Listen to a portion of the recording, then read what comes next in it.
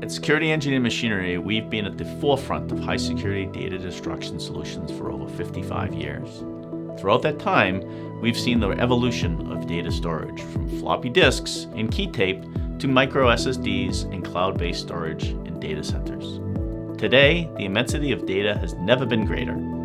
Every industry, from the federal government to commercial entities, concentrates sensitive information in storage devices. And with this, the risk of potential data breaches continues to skyrocket.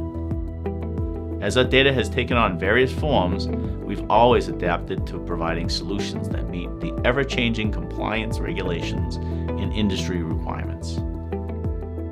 When it comes to managing information throughout its lifespan, the federal government is the gold standard, which includes an in-house data destruction plan when information reaches end of life.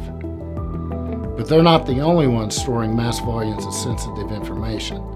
Larger commercial entities, like cloud computing and technology companies, are also storing mass amounts of personal and sensitive data.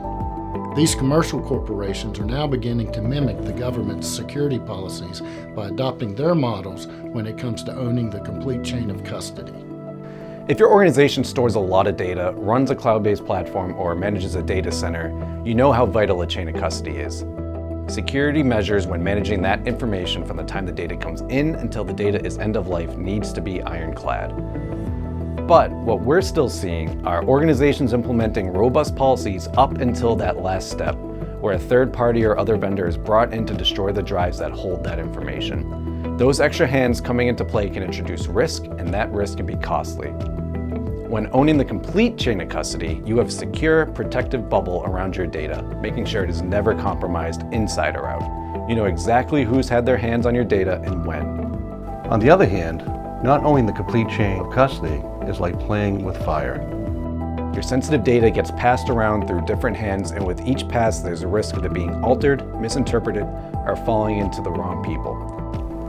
The solid chain of custody is not just about security, it's also about accountability. You're establishing a clear record of who handled it and when, because in today's age, all it takes is one drive's information to get out to cause permanent harm to a company's financial and reputational standing.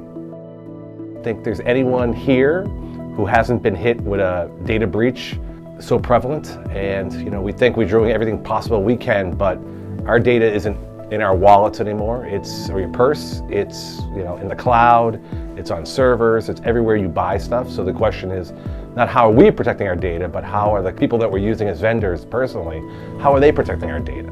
And what does that look like? While offloading destruction to a third party can alleviate the physical burden, it's much more secure to have all decommissioning done in-house. In fact, a single terabyte hard drive can hold 85 million documents, meaning it only takes one compromised drive to take a company down. And now drives can hold upwards of 100 terabytes. A breach would be catastrophic. At the end of the day, it all comes down to security, and a data decommissioning plan is critical to maintaining the integrity of your security.